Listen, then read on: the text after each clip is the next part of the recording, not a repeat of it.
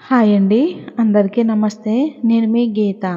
Romantic killer part 4 video చివరి వరకు చూడండి. ఒక చిన్న ఇన్ఫర్మేషన్ ఉంటుంది. ఇకపోతే స్టోరీలోకి వెళ్ళిపోదాం. హీరో గారు చూపులతోనే స్కానింగ్ చేస్తుంటే అను మాత్రం తల ఎత్తకుండా బుక్స్ తీసుకుని వెనక్కి తిరిగి వెళ్దాం అనుకునేసరికి హలో సిస్టర్, మీ నేమ్ ఏంటి అని గౌతమ్ అడిగాడు. దేనికి అన్నట్టుగా పల్లవి చూస్తే అనురాధ సార్ అని చెప్పింది. సరే సార్ వెళ్తామని ఇక ఆగకుండా స్పీడ్గా నడుచుకుంటూ వెళ్ళిపోతుంటే హీరో గారు అను వెళ్తున్నప్పుడు జముఖం దగ్గర ఊగే జడని చూస్తూ అప్రయత్నంగా గుండె మీద చేతితో రుద్దుకుంటూ ఉంటాడు అను అని. అను అను ఆగవే బాబు, ఎందుకు అంత తొందరగా నడుస్తున్నావు? నేను నడవలేక చేస్తున్నా. ఏం లేదే, తొందరగా పద, ఇంటికి వెళ్దాం. సరే కానీ ఎందుకు అలా ఉన్నావు నువ్వు? మధ్యాహ్నం లైబ్రరీకి వెళ్ళొచ్చినప్పటి నుండి కూడా చూస్తున్నా. దేనికో టెన్షన్ పడుతున్నావు. ఏం లేదే, చెప్పాగా తలనొప్పిగా ఉంది అని. నిజంగానా? నిజం. అది సరే కానీ నీ బుక్స్ లైబ్రరీ దగ్గర ఎందుకు పడి ఉన్నాయి? పవి, నువ్వు వస్తున్నావా రావా అది చెప్పు. రాను అంటే నేనే బస్కి వెళ్ళిపోతా. ఇప్పుడు నేనేమన్నానే అంత కోపం వస్తుంది నీకు? ఏం లేదు, తలనొప్పిగా ఉందని చెప్పినా నువ్వు నా బుర్ర తింటుంటే కోపం కాక ఇంకేం వస్తుంది పవి. అబ్బో, సరే సరేలే పద. రే అభి, సిస్టర్ వాళ్ళు వెళ్ళిపోయి చాలాసేపు అవుతుందిరా. చూసింది చాలురా. ఏంట్రా నీ బాధ? నాకు తెలిసిపోయింది లేరా. ఇంకా దాచడం ఎందుకు? ఏం తెలిసిందిరా? అదే నువ్వు అను సిస్టర్ని లవ్ చేస్తున్నావన్న విషయం. లవ్ కాదురా, లస్ట్. ఏంటి లస్టా? మరి ఇందాక ఆ అమ్మాయిని కళ్ళు ఆర్పకుండా చూస్తున్నావు. అండ్ తన బుక్స్ నీ దగ్గరికి ఎలా వచ్చాయిరా? ఉదయం దాన్ని చూసినప్పటి నుండి eye contact control my self రా. అండ్ బాడీ కూడా హీట్ ఎక్కేసరికి ఎలా కంట్రోల్ చేసుకోవాలో తెలియక లేనాతో లైబ్రరీలో రొమాన్స్ చేస్తుంటే చూసింది. అప్పుడు కింద పడి ఉంటాయి ఈ బుక్స్. నువ్వు అలా ఆ అమ్మాయిని చూసేసరికి లవ్ అనుకున్నాను రా. ఎక్కువ ఊహించుకోకు, మనకి సెట్ అవ్వవు ఈ లవ్వు గివ్వు. మరి మీ ఘనకార్యం చూసిన అమ్మాయి రేపు ప్రిన్సిపల్కి చెప్తే ఏం చేస్తావరా?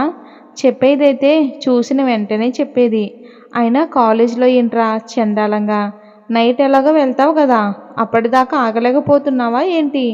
ఫీలింగ్స్కి తెలియదు కదరా ఇది కాలేజ్ అని. సరే పద, రేమా నైటు గెస్ట్ హౌస్కి రమ్మంది. బాయ్ బంగారం, తొందరగా తినేసి రెస్ట్ తీసుకో, సరేనా? అలాగే పవి, బాయ్ బాయ్ అని. అమ్మా అమ్మా, ఏంటే కొంచెం టీ ఇవ్వమ్మా, చాలా తలనొప్పిగా ఉంది నాకు. అవునా, ఉండు ఆగిస్తా అని. ఇదిగో అమ్మా టీ. అను, ఎలా ఉందను కాలేజ్? పర్లేదమ్మా, బాగానే ఉంది. జాగ్రత్తను, అసలే ఆ కాలేజీలో అందరూ డబ్బున్న వాళ్ళంట. నాకు భయంగా ఉంది. ఏం పర్లేదమ్మా, పవి ఉందగా నాకు తోడు, ఇంకేం భయం పెట్టుకోకు. నాకు అది తోడు ఉందంటేనే ధైర్యం. సరే ఇప్పుడే వచ్చావుగా, వెళ్ళి రూమ్లో రెస్ట్ తీసుకో.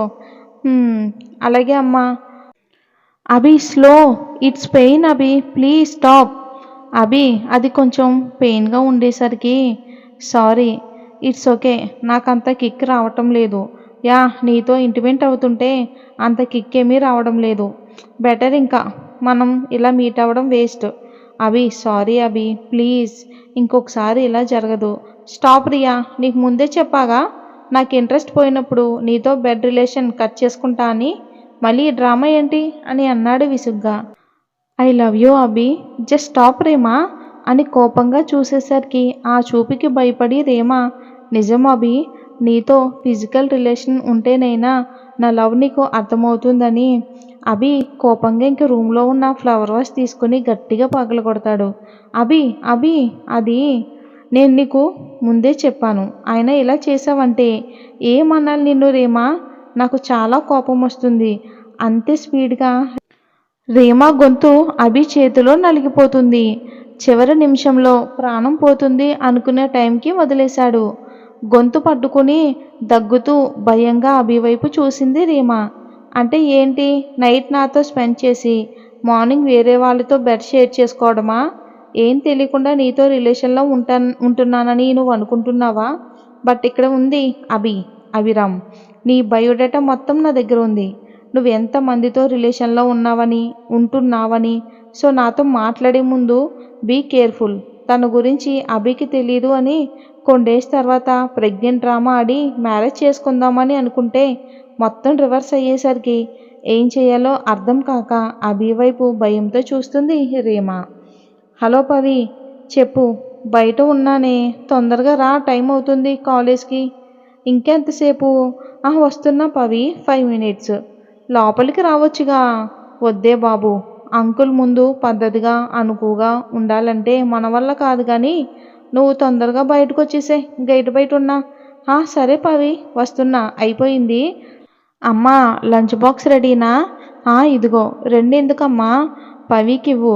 ఇది గుత్తి వంకాయ చేశానే, పవికి కూడా ఇష్టం కదా, దానికి కూడా ఒక క్యారేజ్ పెట్టా, తీసుకుని వెళ్ళివ్వు. సరే అమ్మా, బాయ్ అని చెప్పి పవితో కాలేజ్కి స్టార్ట్ అయ్యింది. స్కూటీ పార్కింగ్లో పెట్టి మాట్లాడుకుంటూ వస్తున్నారు. హలో పంజాబీ అండ్ జీన్స్, ఇలా రండమ్మా.